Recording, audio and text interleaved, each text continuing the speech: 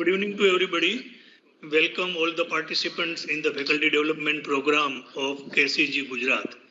And thank you to Jayendra CG for giving me an opportunity to meet on this occasion. So today we are going to discuss about of how to get published in top journals. Because presently each and every faculty members wants to publish their research paper in a reputed journal.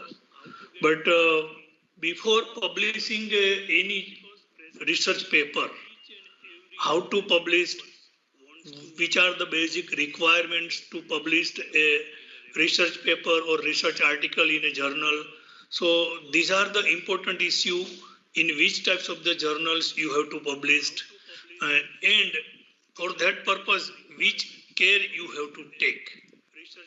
That part today we will discuss, and I think you all are working in various government institutions or any granting aid institutions. So now, where do I start? So why you want to publish your paper? There are the different objectives behind the publication of any research article or papers. So first is, are you working on a doctoral or master thesis? Because as per the present guidelines of the UGC, minimum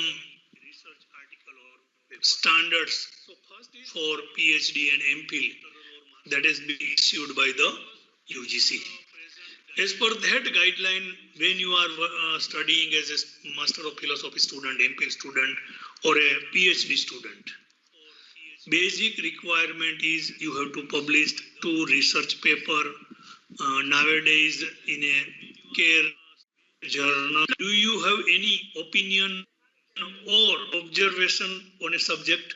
It means, suppose if you are working at presently, if you are working in any institutions and you are doing research, you had some other basic activities related to the observation and opinion. On the basis of that, if you have prepared any write-up and that if you want to disseminate that information among the various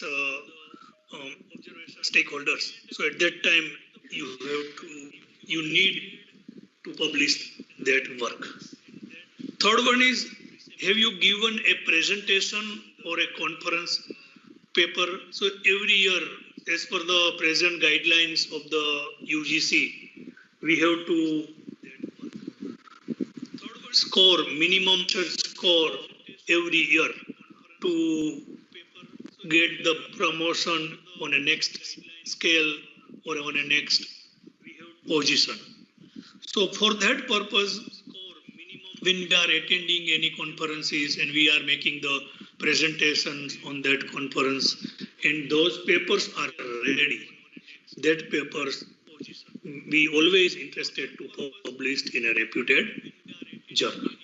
So these are the 3 basic objectives. For that purpose, we intended to publish the paper in a research journal. So now next is, where do I start? If you answered yes to one of these questions, you have the basis for a publishable paper. It means those 3 objectives that we have already discussed, master thesis or PhD thesis, any opinion on any research idea, or any conference paper or presentation. If you have, if the answer is yes, then you are in a position to publish that paper. Okay, now scholarly publishing and planning your article. Now, when your answer is yes, and on the basis of that answer, now you have or we have started to thinking a published a paper. So you will think, where do I have to start? How can I publish my paper in a quality journals? So now this process will start with this thing. Are you ready to publish? There are the 2 aspects. When you are ready or you are not ready. So it means when you are not ready, it means work has no scientific interest. And when it is possible to publish it, it means that when you have a scientific approach, work is advanced work is there, and when you want to publish it, then it can be published easily. So when there is a outdated work, incorrect conclusion, or duplication of published work, if these are the things is with you, then it is not. Somebody's mic is open. Mukesh Bhai Bavalia, please mute yourself. Outdated work in duplication of published work. If these are the things with you, then it means you are not ready to publish your work.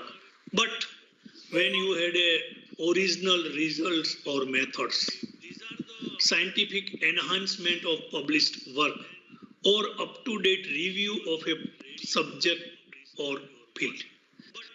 If these are the three answers with you, if these are the three things are strong, then your work is ready for publication.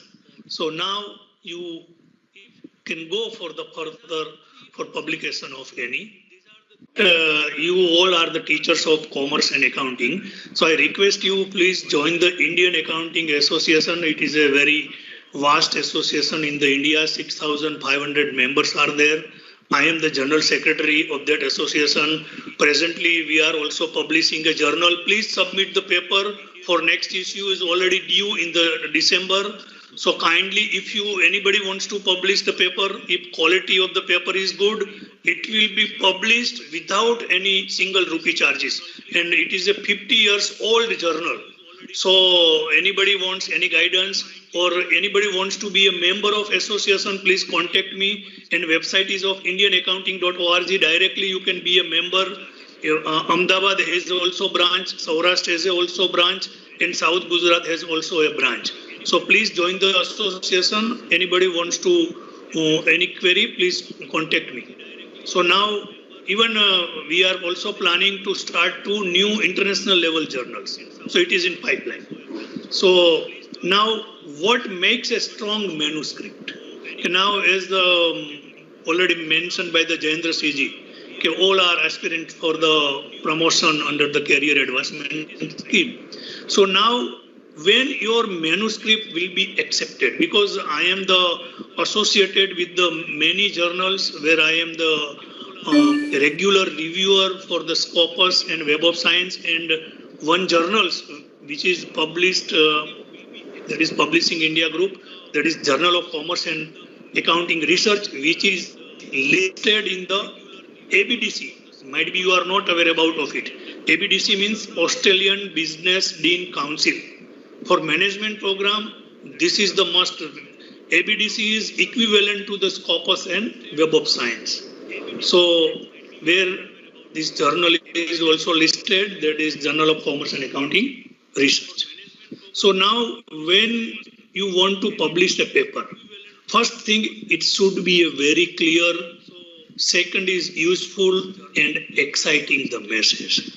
Okay, now I would like to come with this important part of your paper, because whenever I see the research proposal for the PhD or paper for publication in a reputed journal, people are using like financial performance analysis of XYZ Limited or comparative study of working capital management, comparative study of capital structure, comparative study of profitability, comparative study of leverage and dividend, like this. So in a present day, I had also did my PhD in that subject in 2002. At that time, it was very difficult to get even annual report of the company. Nowadays, if you want to get any data, that data is easily available with all the calculated ratios. with all the types of the comparative balance sheet, we can say common size balance sheet, trend ratio, fund flow statement, cash flow statement, which all are available in a prestigious database. Are you aware about which database is available in the market for the being a faculty of accounting and commerce? Anybody will give the answer to me? So that will be useful to you for writing your paper. Okay, so I give the name. So for the purpose of getting the secondary data, one of the important source for the secondary data is the PROVES CMIE, Center for Monitoring Indian Economy. They have a very good database that is called as a PROVES database. Second database is of Capital Line. Capital Market has their own software that is called as a Capital Line. And third one is FinTech, ACE, FinTech ACE. So these are the three databases from where you will get the financial information, general information, corporate governance related information, other informations of all the listed companies of India. For the more than 15 years data are available in that database. So when you are going to writing a paper, don't select a one company or two company. When there is a bigger the sample and when you are going to select the industry, that will give the clear and useful and exciting outcome from your research. Okay, now my one question is that why we are doing the research? As mentioned by the Jayendra Siji, as for our career advancement, we need some publication. Okay, so this is one of the, we can say, is a academic objectives behind the publication. But in larger way, when we are going to conduct any research, whatever may be outcome from that research should be useful to the society, government, or policy makers. So even when we are going to apply for minor research project, major research project that has been with UGC, ICSSR, full form of the ICSSR, Indian Council for Social Science Research, for a management related faculty like me, AICT. So I did a 4 major research project from all these 3 agencies, 2 from UGC, 1 from ICSSR, 1 from AICT. So when you are going to apply for such a project, your sample or your problem should be unique and innovative. It means it should be a very clear, it should be useful to the society, or it should be useful to the government. And maybe one word that you are knowing in a research methodology, that is called as a action research. So under the action research, what you have to do, you have to select the problems presently facing by the industry or the society. You have to choose this problem and you have to conduct the research on it. You have to find out some basic solution, and whatever may be findings, you have find it, you have to publish, and what this finding you have to pass on to the respective organization or a government agency. So whatever may be findings you have find it, that can be utilized for the purpose of policy making. So these are the important aspects you have to keep in your mind while writing a manuscript. Second is presented and constructed in a logical manner, allowing the readers to easily grasp the significance. It means your presentation of paper should be a logical, systematical, in accordance with the methodology in a significant way. So it should create a interest among the readers and among the policy makers. And it means editors, reviewer, and readers all want to receive well presented manuscript. So these are the important aspects you have to keep in your mind that makes your manuscript strong. Okay, now next. There are the different types of the articles are there. It means what article type should I choose? Are you aware about of it? And normally these are the three classification. One is called as a full articles or research paper.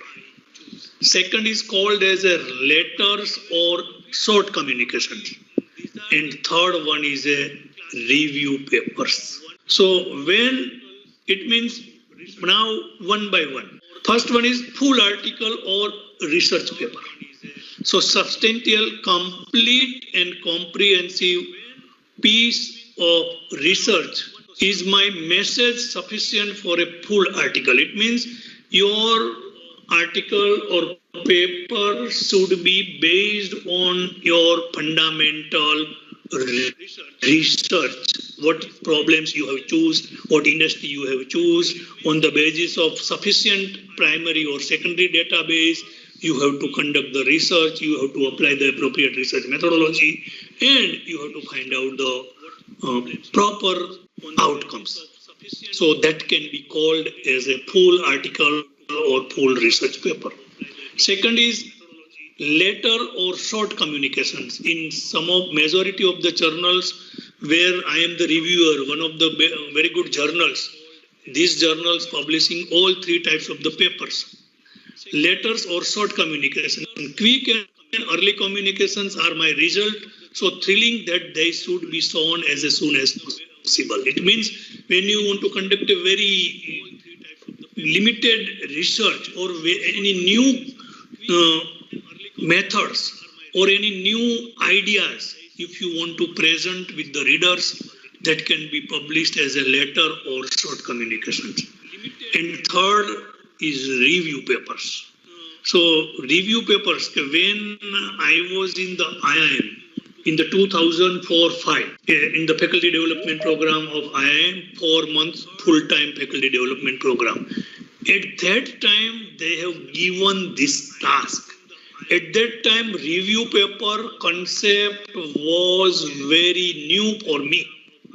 It means they had asked us to choose a contemporary topic and review at least 50 research paper and prepare one review papers.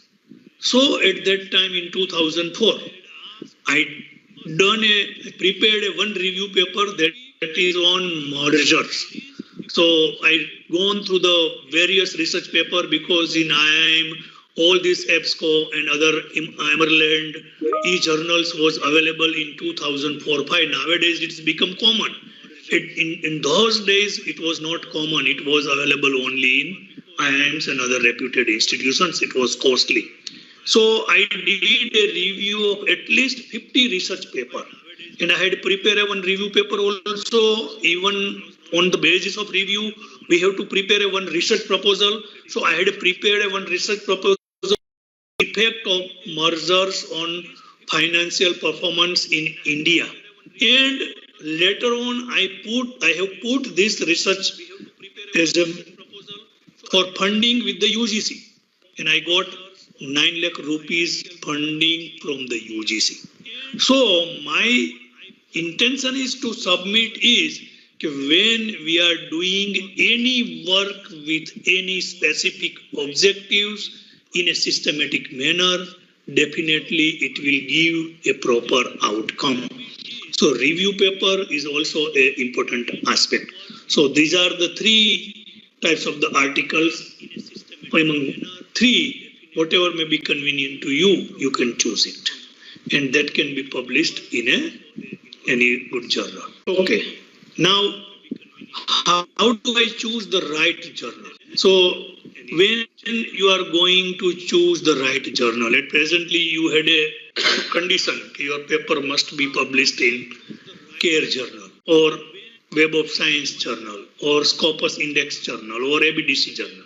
So at that time you have to see these are the important aspects.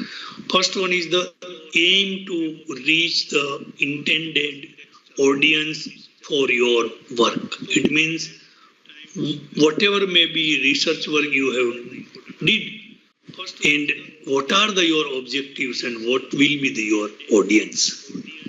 Choose only one journal as simultaneous submissions are prohibited. It means I had seen people, what they are doing, they are sending the one paper for publication in journal X or sending the publication in journal Y and Z also. So this is not allowed. So you have to choose only one appropriate. Supervisor and colleagues can provide a good suggestions. It means, suppose if you are a research scholar, then your research supervisor may or your colleague can provide a good suggestion which is the best journal for publication of your manuscript. So this next one is short list handful of candidate journals. It means when you will get the list 1, 2, 3, 4, 5, 6, then you have to shortlist it. Okay, in which journal I would like to publish it. Now investigate your journal shortlist. It means you had a 5, 7, 8, 10 journals. Then one is the aims and scope. And what is the aim of the journal and what is the scope of journal? It means in which area they are publishing your paper, like commerce, management, accounting, engineering, science, technology, or history, psychology, literature, etc. Like type of article considered. It means which types of the articles they are considered. Next, readership, that is academic versus practice. It means who are the audience of your journal, whether it is a only academicians read that journals or a practitioner is also reading the journals. I would like to give the example. Suppose the journals published by the Indian Institute of Management, IIM Ahmedabad. So their journals are also reading by the various CEO, managers and all other businessmen. So this journal is called as a value for the academician as well as the practitioners also, in a practice also. Subscription versus open access. It means the journal is openly available for all viewers or readers, or whether if you want to read it, you have to subscribe it. So which types of the journal is there? What is the frequency of publication? Means speed of publication, whether it is a annual publication, biannual publication, quarterly publication, monthly publication. Then peer review process. Okay, which types of the review process they are for? Presently, normally blind review that is being followed by the reputed journals. It means those journals are in care list or in an index in the Scopus, Web of Science or ABDC, they follow peer review process. It means when you will submit the articles or research paper, they will send that paper to their reviewers without showing your identity on the paper. No name will be displayed anywhere on the paper. Sometimes that will be followed a single review system. In some of the journal, it is a blind review. In some of the journals, it is an open review system. Means your paper will be put on the website and suggestions will be invited from the readers, and readers are open to give any types of the suggestion. So these are the process that is called as a peer review process. Bibliometrics and content innovation. So these are the things that you have to keep in your mind. Okay, Okay, now tools to help you choose the right journal. It means how to choose the journal. Because if you will see the list of the journals, there is a long list. 20 journals, 30,000 journals are available in a different database. And from that database to choose appropriate journal, it is also I can say, a smart task. So now Elsewhere, they had a very good system. In that system, you have to paste your title of research paper, or you have to paste your abstract on given icon. And if you ask to start the matching, that has been also displayed in the PPT also. So here is the start matching. You have to click here, then it means search for the journal. So with the help of this, you can find out the appropriate journal where your articles are matching. Now next step is to, when you had find the appropriate journals. And second important aspect is you have to follow the guidelines for the authors. It means suppose you have selected journal X. So before the submitting any paper on that journals, you have to visit the website of that journals. On that website, they have given the guidelines for the submitting the paper. So you must follow that guideline. Okay, which types of the formatting is required, how to give the serial numbers to the table, graphs, how to put equation, how to put the figures, what will be the referencing style, what will be the size of the paper, then what will be the abstract size, what about the keywords, what will be the JEL classification, like this. These things you have to keep in your mind, because if you will not follow the author's guideline of the journal, then your paper will be immediately rejected. So these are the important aspects you have to read before the submission of a paper. Suppose here I have been given the example of Elsevier journal. So find it on the journal homepage of the publisher's website, so and so. Keep to the guide for authors in your manuscript.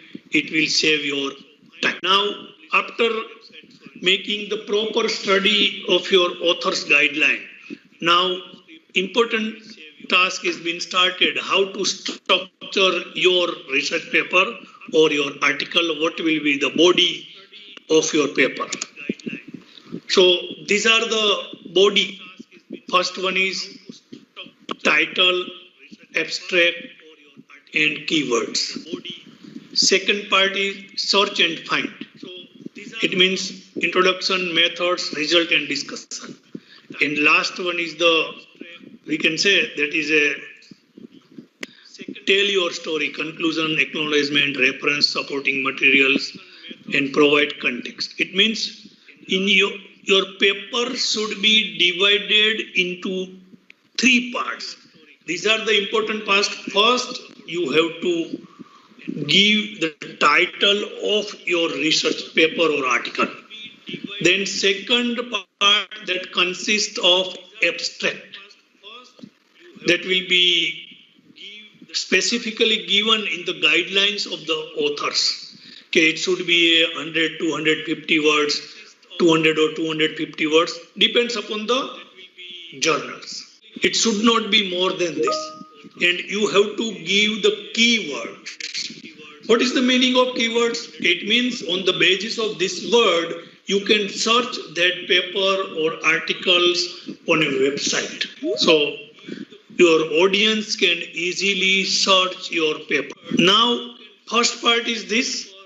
Second part is that is introduction of your paper, then methodology of your paper, and results and discussion.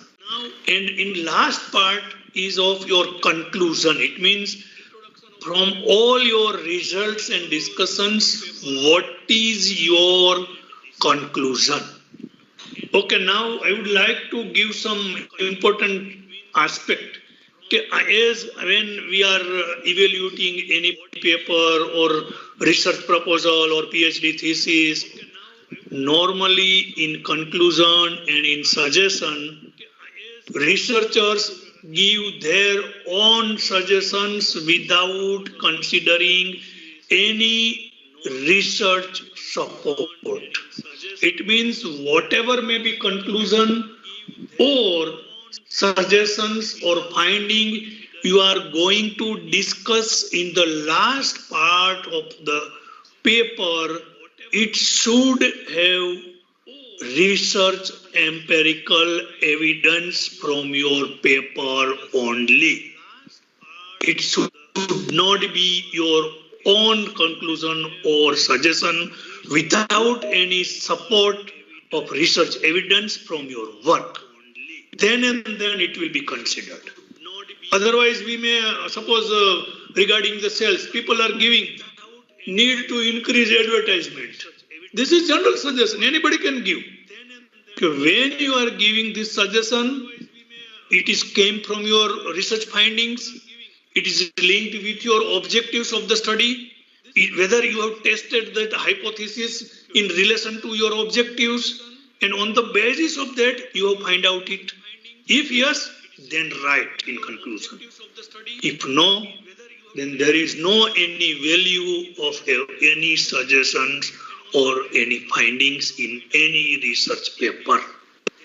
It should be fully supported by your result of your research work. And on the basis of that conclusion, you have to write managerial implications of the study. This is the important part of the research in the area of commerce and management. What is the meaning of managerial implications of the study? Means whatever may be research work done by you in this research paper, how this research how the outcome or conclusions or finding of this research paper will be useful to the industry, will be useful to the society, will be useful to the government for formulating their policies. So these are the crux of your research paper.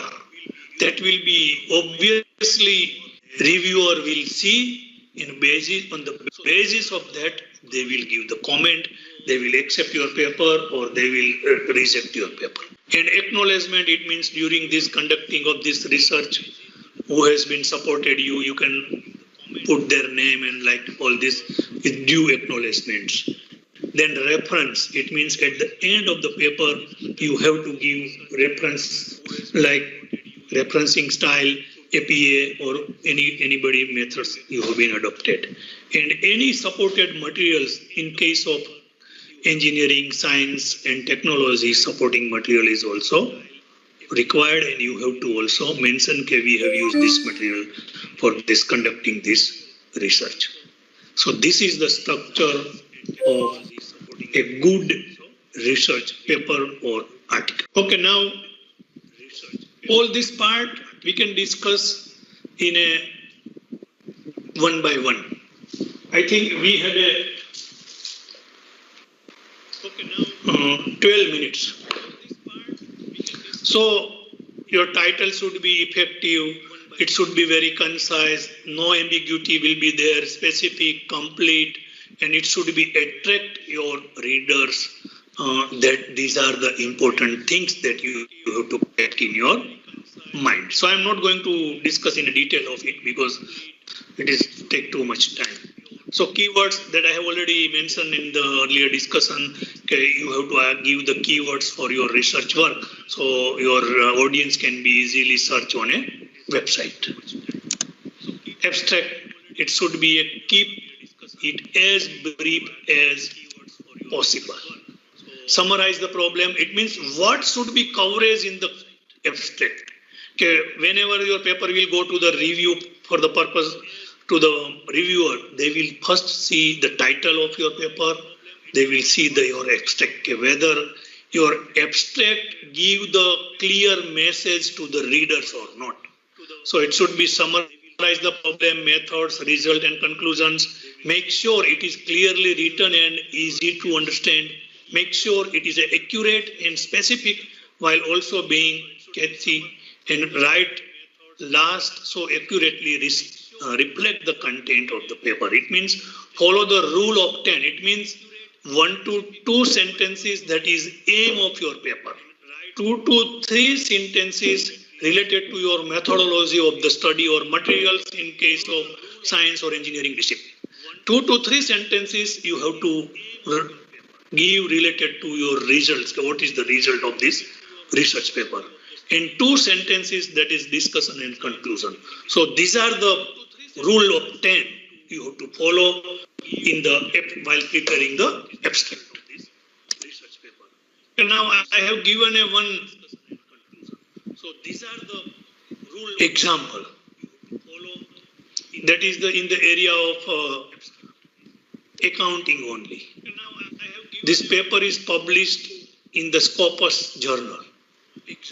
That is journal name is of Universal Journal of Accounting and Finance. And I think the title of the paper is Application of IFRS and Ind AS in Indian Public Sector Bank and Analysis. So now see how the introduction part of the paper is written. What you have to do in your introduction part? You have to explain the problem. You have to describe your approach. You have to mention existing solution and limitations. So here, in this paper, introduction, and then finally I have been given in the color. The objectives of this study is to examine the process of implementing IFRS by public sector banks in India, including the approach which this public sector bank take to conversion, the impact of adopting IFRS on the financial statement, and the perceived benefits and challenges of implementing IFRS. Understanding these issues should be helpful to all users of financial statement, including regulators facing decisions regarding the individual's accountant, unlisted companies. The remainder of this paper is organized as follows. Section 2 discuss the relevant prior research, the research methodology used in the presented. In Section 3, Section 4 talks about of the research design. Discussion and limitations are covered in the Section 5. So when you write the introduction, you have to write introduction in this way so that can be an effective starting of your research paper. Method. You have to explain the method. It means describe how the problem was studied, include the detailed information to allow repetition. Do not describe previously published procedures, but cite clearly. Identify the equipment and material used. It is not applied in your case. Use proper notation, including chemicals, formulation, symbol, that is for science. Don't forget to present the controls used. So here I have mentioned one example that I discussed application of IFRS and in Indian Public Sector Bank in analysis. So in our case, we have to give the research methodology. What methodology I have used in this paper. So in the current research, quantitative research methodology has been used. Both univariate and multivariate techniques have been used to meet the objectives of the research. The current study starts with an objective approach to research at each steps of the research process. So I'm not going to read it. Now, then which important aspect they have mentioned? Instrument development, because this study was based on primary database. So you have to develop the questionnaire, how they have been developed. So that procedure they have mentioned in the instrument development. Then research design, which types of the research design they have followed. Then sampling procedure, sampling size, variables in the study, and data collection, and then research hypothesis. Next part, that is data analysis. It means in that part you have to analyze your data, sample characteristic, data normality, validity and reliability of measurement scale, factor analysis, regression analysis. These are the techniques they have used in the paper. And result and conclusions and tables.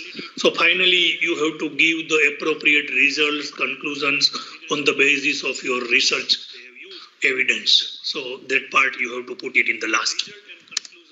So these are the four. You can also put some figure, some graphs, some statistical data.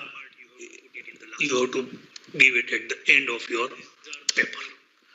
And other one that has been, these are the examples related to the science, not applicable to you. Discussion.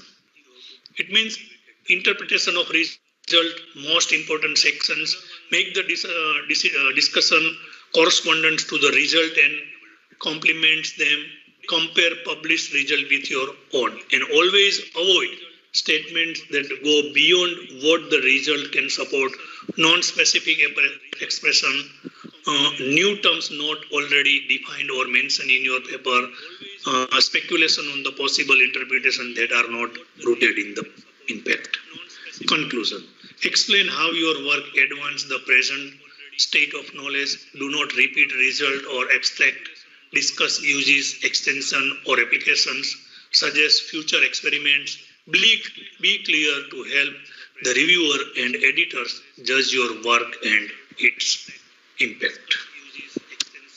Acknowledgement. You have to give the acknowledgement of your advisor, any financial support received from anywhere, any agencies, proofreaders and typists, supplier who may donated any materials for in case of science and engineering technology.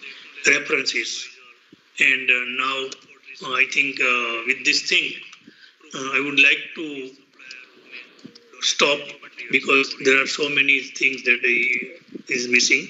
Submitting the papers and then review process, ethical aspect, plagiarism. So these are the another part of the discussion, but it is not, I think, possible to cover in a 1 hour session. So I had covered as much as possible related to the how to write the paper or any queries from anywhere, from audience. Chandra says. Yes, sir.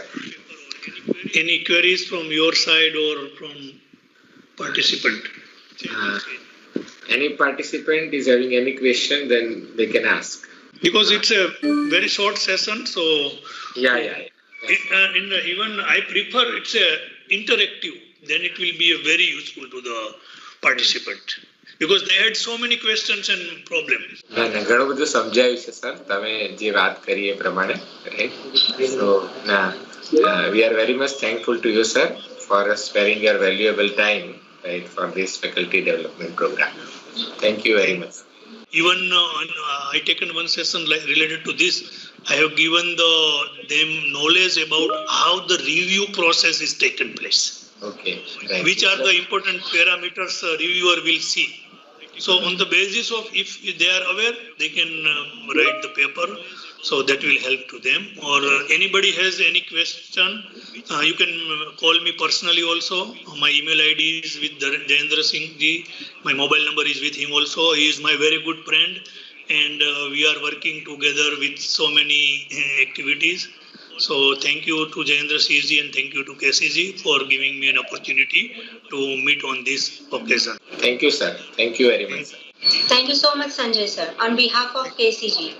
On behalf of KCG, we welcome you to this program. S.S. Shah sir is a retired professor of HL College of Commerce. He is very well known, I guess. He does not need any introduction. But sir, today I am very privileged to welcome you, sir. Thank you so much for sparing your time and be in this program. Thank you, sir. Thank you for your time. You have been an umbrella to me and very other students also. So I guess this section will an interactive and an interesting section, sir. Thank you so much, sir, once again. Yes, sir. Shah, sir, we welcome you on behalf of all the participants and Knowledge Consortium of Gujarat. Right, as Jaimini Ben has rightly said, he does not require any introduction, right, to any faculty members, right, in the state of Gujarat. Right, he is a very learned and veteran faculty member of accountancy, having a vast experience of 4 decades, we can say that, right, in a very reputed institute of Gujarat. He has taught so many students like Jaimini Ben. She is with us, right? When we talk about industry academia linkage, there are very few names in front of us, right? Shah sir is one of them who is having a very good, very strong industry linkage, right, with the academic exposure, right? Sir has developed a practical module, right, on target costing, which was developed for industry. Today he is going to share with us. We are fortunate enough to get Shah sir here in this faculty development program. Shah sir, again I welcome you. Now I request you to share your thoughts with all our participants. Thank you, sir. Thank you, Jayendra, very much for good introduction. Correct? Without wasting much of the time, I'm just very happy to share what I have with my colleagues. So, shall I start now? Good evening to practically one and all who have joined this FDP. I personally thank Dr. Jayendra Singh and the team for inviting me to share my views on target costing, a technique of cost reduction. I'm very happy that some of my students are also participants over here. It will be a privilege for me to share my industry experience along with the academic experience to the academicians. Probably I don't know how far my practical exposure of industry can link to the academics, but I will put my best efforts to link the practical aspect. And from that angle, I have prepared this PPT for academicians. So let's start. But before I start, I will just like to point out, in a process of sharing my knowledge, if you feel at any point of time you want to ask anything, definitely you can ask. This PPT, what I'm having it, I'm using it for the corporate training, where normally the session is for 3 hours. But I have to finish it within an hour. Let me see to what extent I can cover up within that 1 hour. Now, what I'll be doing it, today I'll be covering 4 major part of it. The first one, the abstracts, the methods of pricing, the second one, the third one, target costing, the fourth one, conclusion. Now let's come to the abstract. In the period of post-COVID-19, cost reduction, productivity, and product improvisation has become the thrust area of great concern for the management for re-establishment of their business. Now see, I have used specifically the word re-establishment. The business was established, business was there, but all of a sudden, because of COVID impact, the stagnancy prevailed in the industry, in the business for some gestation period. Now we have to restart, re-establish the business, and in a process, what one has to keep in mind, that is what I have planned for. In present times, technological upgradation and innovations has become more crucial based on labor migration to their natives. See, this is the most crucial point faced by the industry people. Even we are facing it.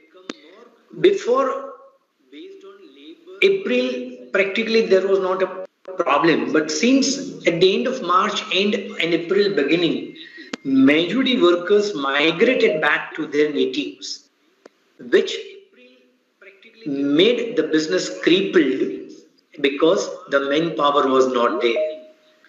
Slowly after 3 months, when unlock processes began, manpower started coming back, that is re-migrating back to the workplace.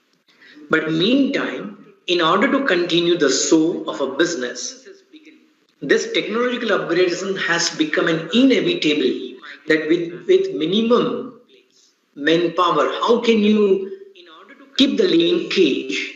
How can you keep the connection between your supply and your procurement? Now, introduction to pricing decisions. Practically every person who is there in the academics and the commerce, it knows what are the pricing decisions and what are the time horizons of it. This is just, I'm going through it on a basis of a theoretical knowledge. Time horizon of pricing decisions are short-run pricing. And what is short-run pricing? A period of less than a year and includes decisions such as pricing one time only, specially order with no long-run implications. It means it's a tailor-made requirement. And tailor-made requirement also within a period of 1 year that a need has arisen, an order is received, how to price the product for that specific order. That is what I mean to cover here. Second is adjusting product mix and output volume in a competitive market.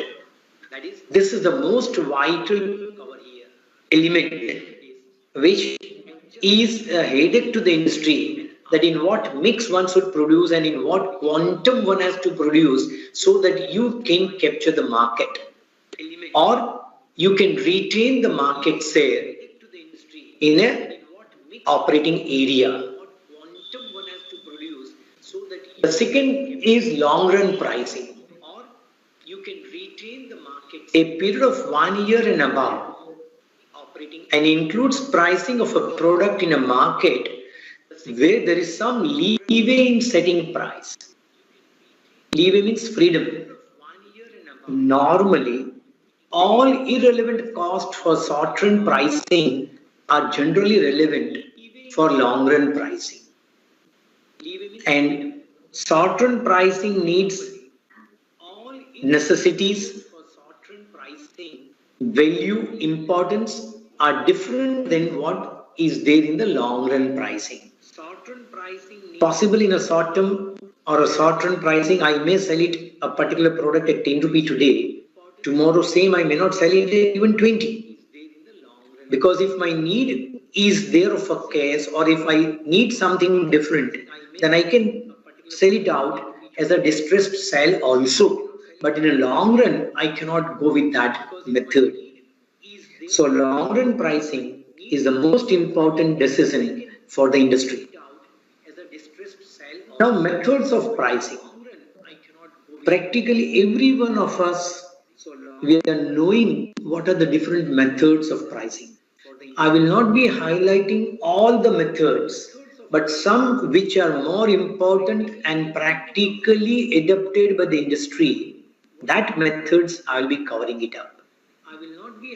In a short-run pricing, traditional methods of pricing a product are marginal costing. Second, absorption costing. And third, relevant costing. Marginal costing, we know that it's a variable cost method where all the decisions, whatever may be in the nature, when it is taken under the marginal costing, they are purely for a temporary period. The reason marginal costing never considers fixed cost in fixing the pricing. And avoidance of a fixed cost for a longer period, it means we have to find out a lender who can lend the money to us to lock our business. So one cannot avoid fixed cost on a permanent basis. For a short period, yes, one can. And rest about marginal costing, you all are accustomed with it. I'm not covering it. The second is absorption costing.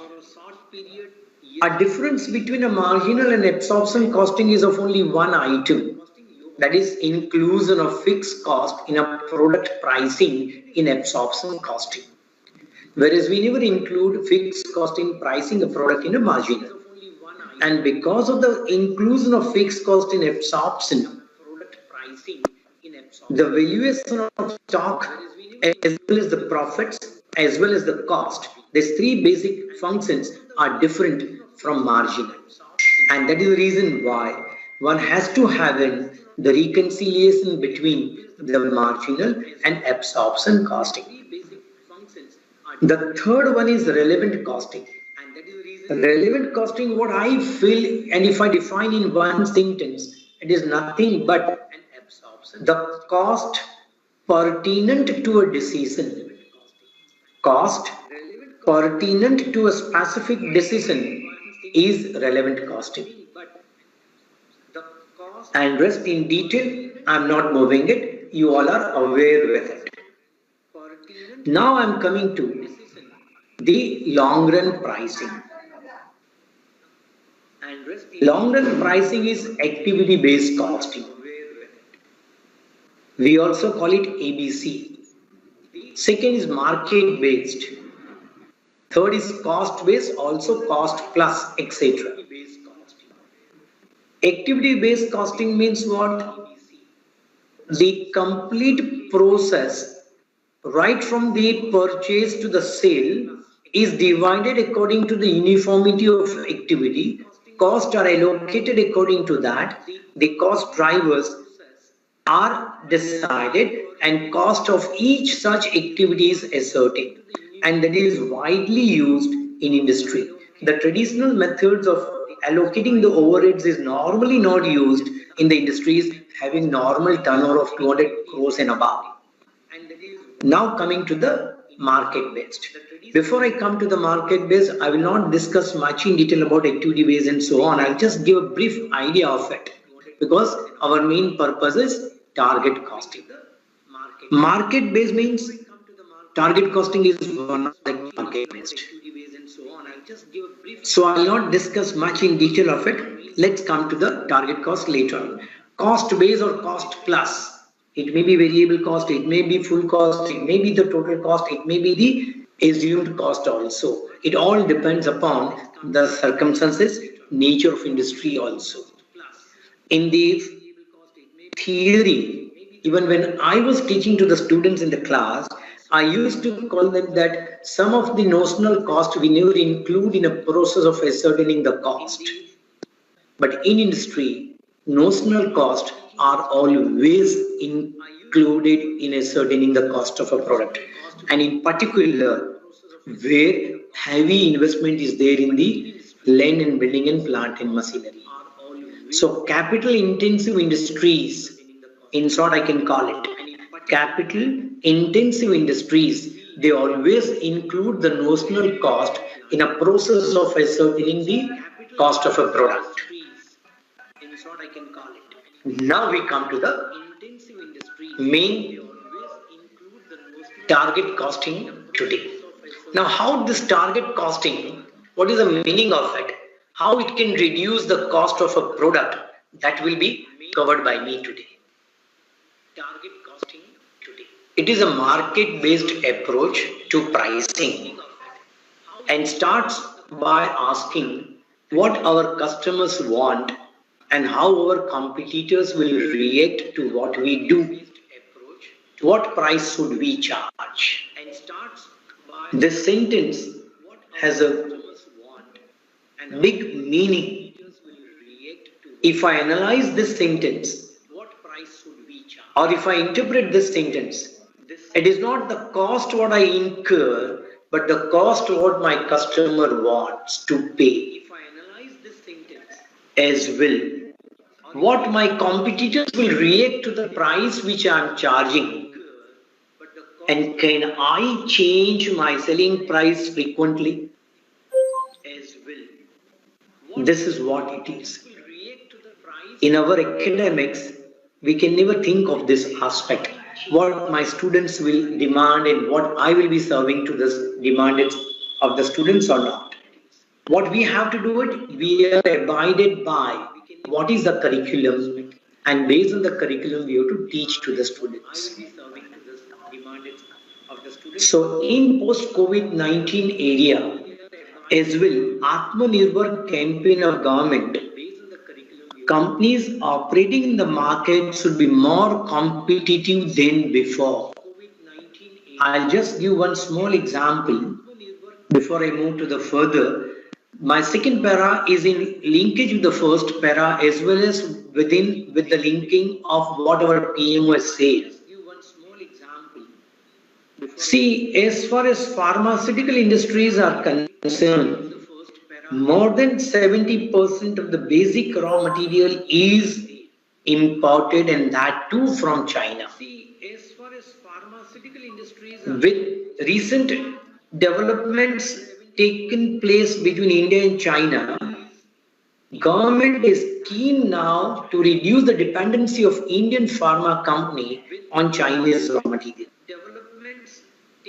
And based on that, practically all pharma companies have diverted their source to procure the material to other countries as well as even within India instead of China. The impact of this in last 3 months, the import which was of 70% now has come down to 52% of the basic raw materials. It means it missed 16 to 18% self-reliance or procurement of raw materials for pharma has been shifted from China to the other countries. And this is the most important point for target costing. How to change your procurement area? What will be the cost of it? What will be the quality you can manufacture from it? That all points one has to think over it, analyze it, and then one has to switch over. Let me make it very clear that those who are not in the industry, they are talking differently. But the people in industry, they are very serious about this, and each and every businessman, whether literate or illiterate, if he is doing good amount and quantum of business, has made up the mind to reduce the dependency on Chinese, and that has led to Atmanirbhar campaign fulfillment. I'm not advocating anything about the government, but the way in which the Indian businessmen are adjusting their needs, their product accordingly, it's a fantastic situation to come within 1 year. As we all are from the commerce, you might have observed the share market. It is practically stagnant or moving upward. Since last 2-3 days it is downward, but it is moving upward. The reason industry response is maximum and it is in favor of Indian environment. According to me, what we believe it, the GDP will come back within a year or two. Okay, let's move further. What is the meaning of target costing? As defined by Cooper, target costing is a disciplined process for determining and realizing a total cost at which a proposed product with specified functionality must be produced to generate the desired profitability at its anticipated selling price in the future. This definition is very exhaustive. Let us now analyze this definition. On analyzing the above definition, one can conclude that target costing is the estimated price for a product or service that potential customer will pay. Now remember, here it is, I have used the word product or service. The control reduction of cost is not only for the manufacturing, even for the service sectors also that is required. This estimate is based on an understanding of customers' perceived value for a product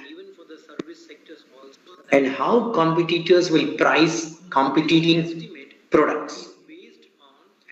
A company's sales and marketing organization, through close contact and interaction with customers, is usually in the best position to identify the customers and their perceived value for product.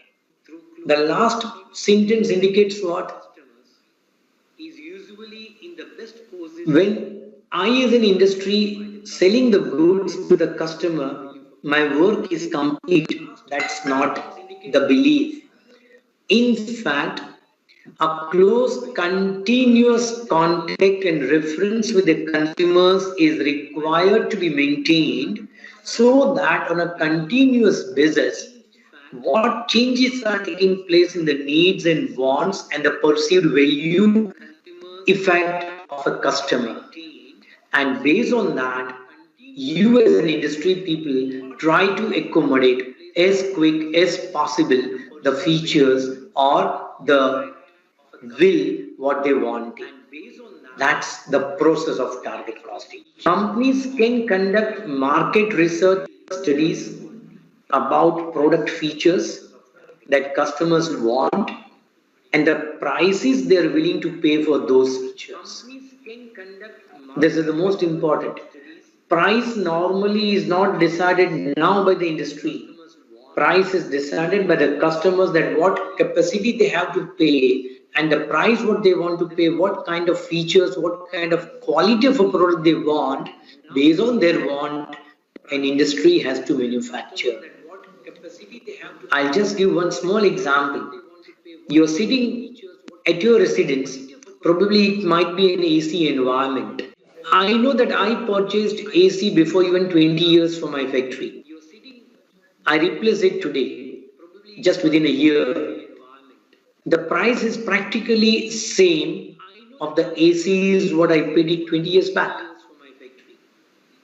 Do you think that price has not increased of the components and the materials which are used in a process of manufacturing the ACs? The wage rates not increased, the tax is not increased, the logistic charge is not increased, everything is increased. But what the industry, that is AC manufacturers, has perceived from the customers, they want cheaper product, they want good cooling. So what they have done it, I know earlier, this technical specifications, I know it because I'm in the industry. Earlier it was 0.85 mm thickness of the copper pipings used in the ACs. The compressors were copper compressors. Nowadays, since last few years, the thickness of the copper pipes are 0.35 mm. One may surprise that 0.85 to 0.35 mm, what cost can be saved? Copper, 50% cost can be saved nearly. And compressors are no longer 100% copper compressors. And that is the reason why inverters has to be there to support the non-copper compressors. And that has resulted into the lowering the price or keeping the price stagnant and giving the same quality of air to the consumers. But definitely the life of a product has reduced. Earlier, the ACs which you can use it for 20 years, no brand AC now available in since last 5 years can be used for 20 years. Maximum life is around 10 years. But the customers don't mind because they want new product after specific time. So the product life cycle also has to come down, and that is what the industry has done. Understanding what customer value is a key aspect of being customer focused.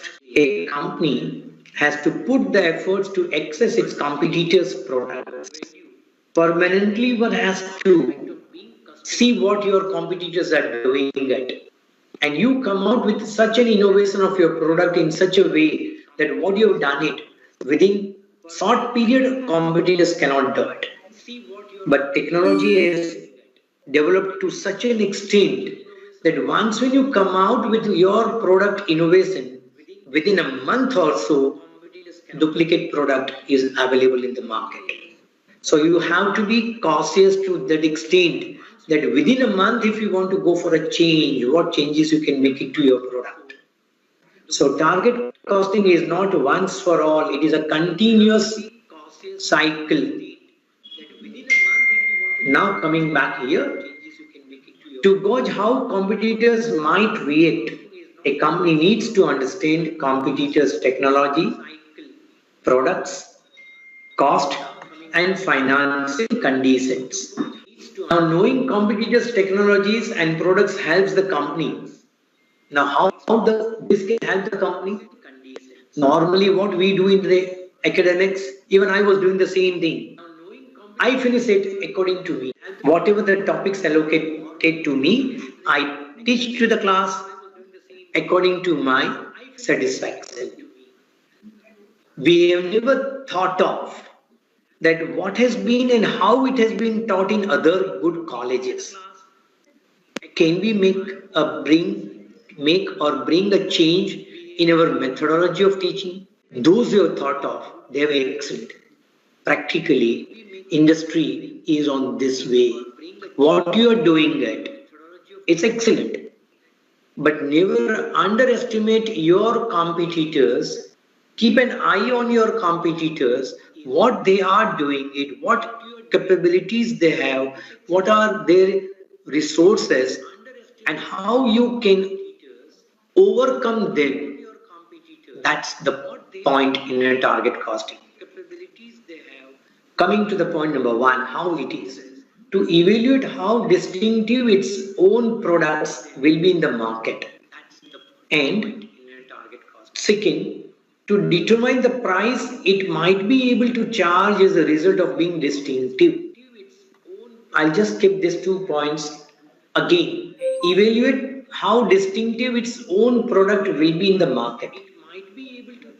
I'll just give an example. We all are using the mobile.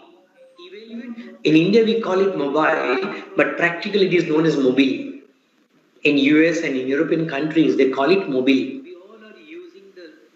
Variety of mobiles are available. Android, smartphones and so on. Still, as far as this mobile market is concerned, Apple, that is iPhone, is a distinct product from any other manufacturer. If you are using it, if you have observed or not, I don't know. But no virus will be there in the iPhone. Any other company's iPhone, virus can enter. The reason the server which is used by the Apple is so security protected that no virus up till now has reported entered the iPhone unless you dropped your iPhone or unless it has been wet or just water has been flown on it, then no problem. The company cannot help it. But only and only licensed secured apps are permitted to be used on iPhone. That is a distinctive feature of it. And because of this distinctive feature, the prices of iPhone are always higher than any other brand across the globe. So to determine, second point, to determine the price it might be able to charge. Now see the second point I will highlight, average based on the usage of the phone, the battery leaves or battery works for 8 to 12 hours. But the new iPhone 12 battery works for 16 hours. That's a uniqueness feature, and based on that they have charged on it. Now moving further, what is target sales price? How that price is determined? Selling price per unit is fixed first. From that selling price, required profit per unit is deducted. And then whatever is left out, that is residual value, is known as allowable cost per unit. It is complete reverse than what we teach in the classes. Cost plus profit is sales. In industry, under the target costing method, that's not the way.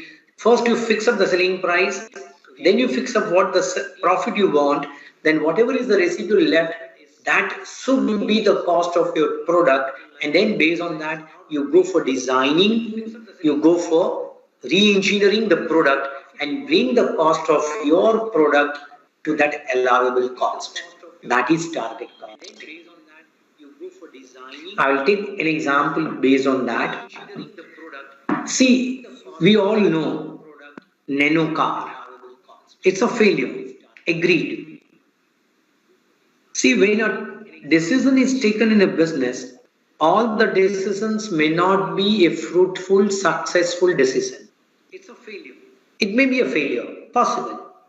And failure teaches the industry. This is what we believe.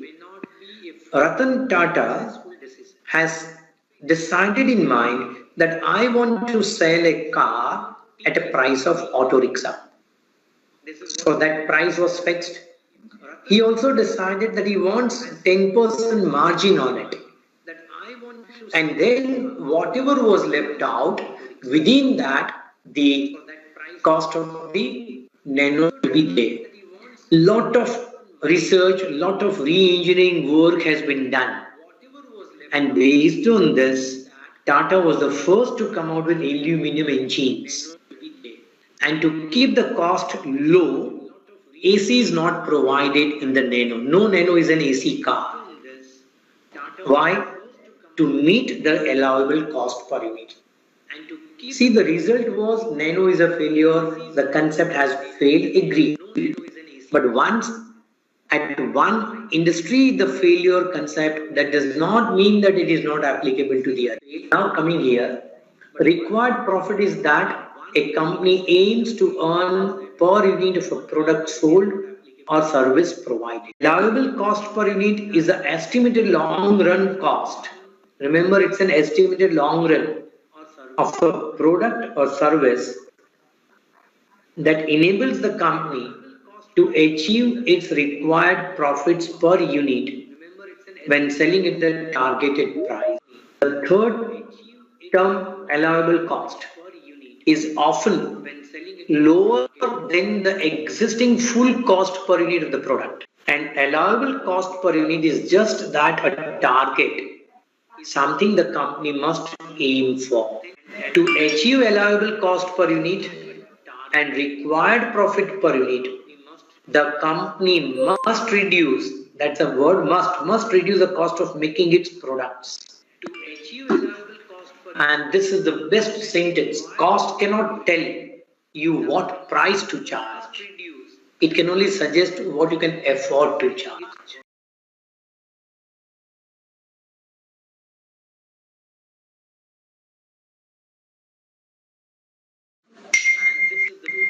It is a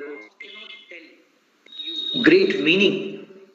Cost never tells us what price we can charge. It can suggest what we can afford to charge. That is what we can afford to charge from the customer. Now, what is the purpose of target costing? Integrated target costing system.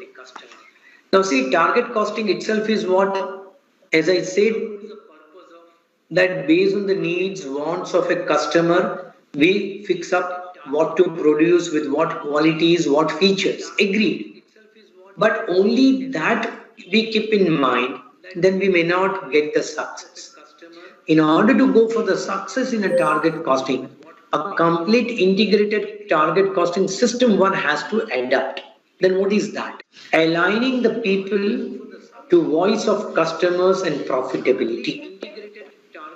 This is the most important point. See, that voice of customers is important. Aligning the people means when I'm running the industry and if I manufacture product X and my customers needs X plus, then I should ask my people who are working for me to work for X plus. It is not that what I manufacture the customer should accept. This one sentence gives lot depth of a things what to be observed. Aligning the people to voice of customers and profitability. Still, the industries where it's a family-owned businesses or the urban areas, they never prefer to go with the customer's voice and they suffer because the models of operating the business also keep on changing. See, I'll give an example. Even without having the assets, you can earn the money. Take the case of Uber. They don't have any asset, but they're making the money, they're making the profits. The asset is only in form of a software and an office from where they're operating. It's all. So that business model is changed. The first, there are three phases for integrated target costing system. The first one is target costing. Then what it indicates? That I will come in a later way. Second is design thinking. It means based on what the target cost I have fixed up, how I should design the product. So design thinking is the second phase. Third phase is ensure quality and functionality. It means first fix up the price. Based on price fixing, you think of how you will design a product so that the components what you fit into your product to get an end product, you can achieve that target cost. And in a process of designing the product, you try to ensure the quality and functionality. I'll just give one small example. We all are using automobiles. Particularly, if you're using the four-wheelers, CRDI is the four words written on the back side of the vehicles. Or it may be CRI, CRDI or CRI. Earlier, the petrol or diesel was moving directly to the carburetor, and where the leakage was maximum in a carburetor. Central Rail Dispensing Injection System, that is CRDI, has been brought in where one complete piece right from the pipe, the petrol leaves in and it gets fire and then it burns as a smoke to the silencer. One complete part, that is system is CRDI. That it gives what? Better quality, less emission, better efficiency of mileage. Now coming to the target costing. Now what is there in a target costing? That is a price-driven costing to achieve desired profitability. Price-driven means selling price is fixed. And then you have to achieve the cost what you have to have it to earn the required or desired profits. That is target costing. Design thinking, immersion, ideation, implementation, inculcating customers' focus across the functions. These are the most important points in a designing. Immersion means come out with something new. Ideation, newer idea. Implementation, whatever has come out, whatever ideas are there, implement and try within that to inculcate what customers want across the functions. It means keeping in mind the functions expected at the customer end, you give a thought in your designing process, generate the idea and implement it so that customers' wants, customers' needs are satisfied. Integrating design methodologies. So after getting this design thinking, you integrate and set a system to manufacture a product.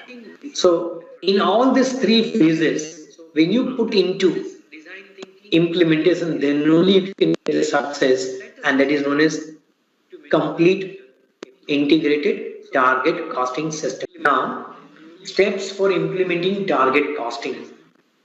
If at all I want to implement, how I can implement it?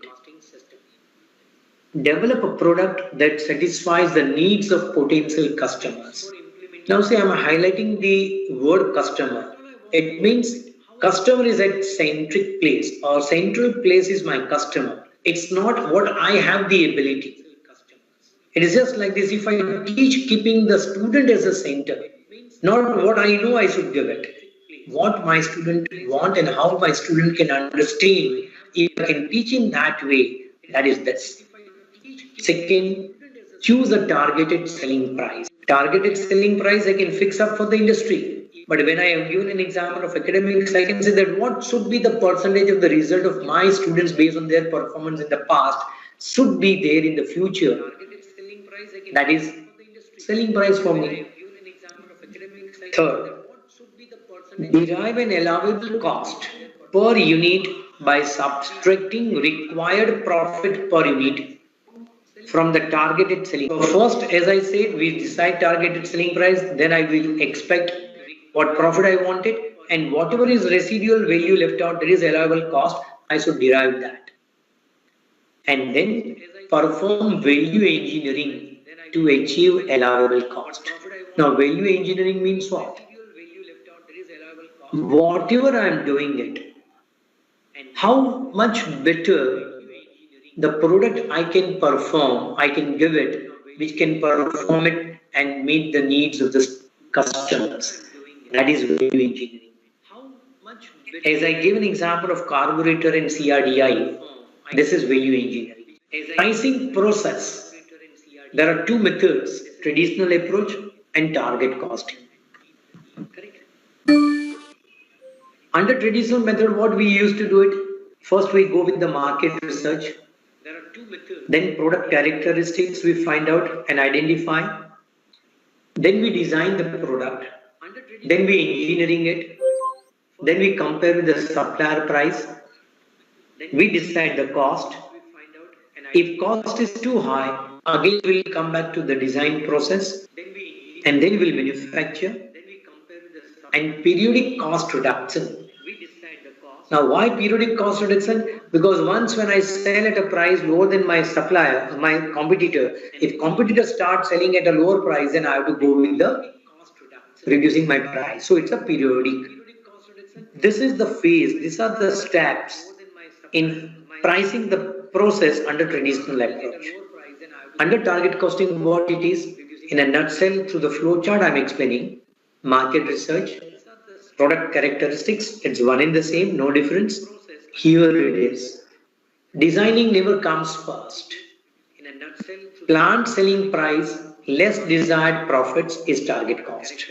So based on the product characteristics, my third step will be finding out the three major elements: expected sales, expected profit, and expected cost.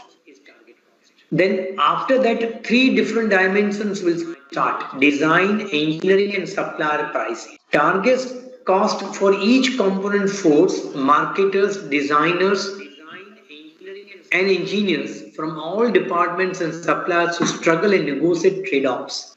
It means what? Authority is given.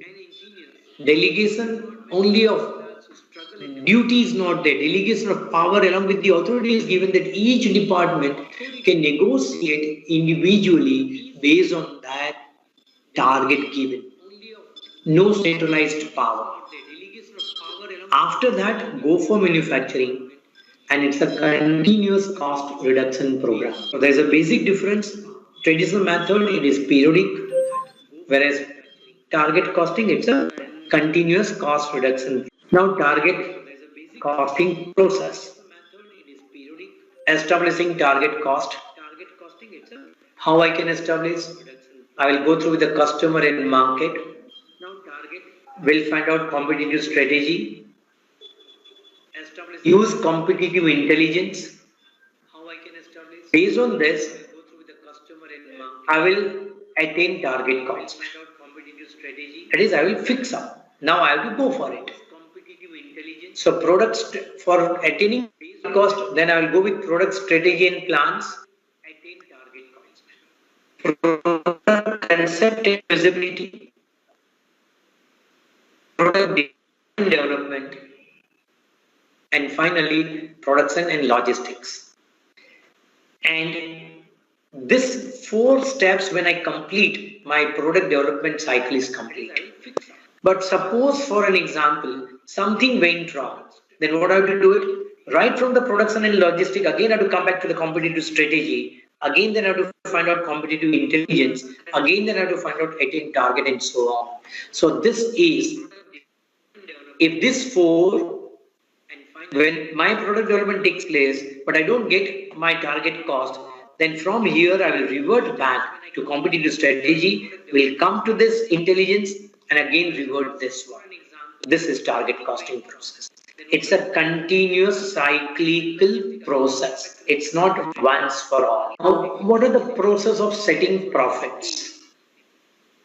Business level plan, product level plan. See, the profits, we always think it as an academician that only overall profits. In industry, the profits are never only the overall, they are from 2 different lines. One is business profits, or that is business level profits. Another is product level profits. Now how? I'll just give an example. As I use the word, we all are using automobiles. 4-wheelers, we are using it. We, the commerce faculty professors, are always attracted by the stock market. The Maruti Suzuki has a very high price of its share in the market compared to other automobile manufacturers in India. You know this? I'm sure you are knowing it. You know then why? Maruti is not selling only the cars in India, but they are selling the engines to the other car manufacturers of India. Toyota, Honda, even there's Mahindra. They are getting the engines being manufactured by Maruti. I'll just give the example. The Baleno is a well-known and good brand of Maruti. In the price, what they are giving the features. The engine of Baleno is there in the Glanza. The engine of the Baleno is there in the Yaris. The engine of the Baleno is there in the Amaze. It means what? The profit margin of the Maruti is not only in the business of selling the cars, but business of product laying. That is, selling one of the component of that car also. Let's come here further. Multi-year product and profit plan. Whenever, as an industry, when we are making a profit plan, it should not be restricted to 1 year or 2 years. It should be extended to the multiple years. That first 3 years, what I'll be doing it. After 3 to 6 years, what I'll be doing it. After 6 to 10 years, what I'll be doing it. That long vision has to be laid down right in advance, and accordingly one has to do it. That is multi-year product plan. And that indicates product mix. Now see how I will explain it. As I give an example of Maruti Suzuki, Ritz, Zen, they were good products sold in the market by the Maruti. Even then, all of a sudden, they have suspended the product. Do you feel that there was a problem with the product? No. It's a decision by the Maruti that for any variant, that is any model, if specific number is sold out, stop producing that. Come with the newer product. So that within that period or within that framework, they should come out with a new model. That is what product mix indicates. Required financial returns, as for example, return on assets. So return on sales ratio we can arrive into. So product mix into return on sales ratio is required target profits. So based on this, you plan your sales volume. Then what will be your sales volume? Based on the sales volume, your profits will be there. But suppose if market size or market share or selected market price are not equivalent to what you planned, then rework the rest of the things. So coming to the planned sales and market size market is product level plan. And business level plan is what are the product mix, what is the return on sales and what are the profits at the business level plan. This is the complete flow chart of the process of setting profits in an industry. Part to the target costing. Customers needs, wants, text that has to be kept in focus as a prime activity. Then we'll decide customers' willingness to pay. These two things will give us competitive analysis, final product features, what it should be of our own, and desired markets. Based on these three, competitive analysis, final product features, desired market share, we'll get the market price. So in order to fix up this market price, what is the final or what is the core point? Customers only. That is customers needs was and what the willingness of the customer to pay. So in target costing, the market price is governed by the customer, not by the industry. In a nutshell, I can call it this way. Suppose if my market price is not equal to what I've expected, then again come back, have a complete process. That is customer needs, wants, you re-identify what they're willing to pay, go with these three steps again and then decide. Everything is not good in the target costing, then what are the conflicting references in target costing? The functions and references I am making, marketing. So if marketing is a function, then what are the conflicting references? Voice of customers, noise of competitions and channel challenges. These play the vital role or they create the biggest hurdles in marketing a product. So conflicting references means creating the hurdles to market your product. So that if at all then you want to have a smooth marketing, try to control, try to govern voice of customer, noise of competitions and channel challenges. Channel challenges means logistic, design. Voice of customers again, you may have come out with design but customers may not like it, change the design. Noise of competitions, instead of customers, even competitors also, they criticize that this is the product. So you can go with that changes. Development lead time, that is what time will be needed. Cost pressures, technology triggers. So new technology comes in, so your technology may be outdated, so you have to revert, you have to switch over to the new technology to redesign your product. After sales service or customer service, cost complaints, aligning them to design enables value. It means when you sold the product, there may be the complaint from the customers that the cost what you charge is higher or the charge of the components is higher. And finally, the quality, conformance to specification rather than voice of customers. If the focus of quality is assurance as against control, I'm not going with the advantages, not the limitations. These points I leave for you because it's already 5:57. I have to conclude at 6. Target costing points to ponder. Profit is an input to design. Now these points to ponder, I am giving it to you to think over it, that why and how. Needed where competition is intense. Do you think that target costing is required only where there is a competition?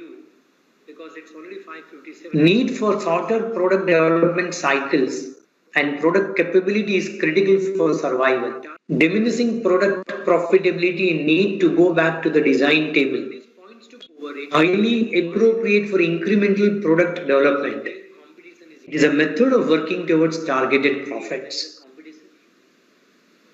if integrated with design methodologies scientifically, can greatly reduce the risk of compromising on functionality and quality. And what's the methodology? Specific customers, choose specific problem statement, immersion, empathize with the users and stakeholders, ideation, cross-functional brainstorming or the customer needs, achieving the desired quality and functionality with required profitability, project planning and implementation, tracking and trapping. And this will be the last slide so that I will conclude, no, because I have a number of slides. Who use target costing?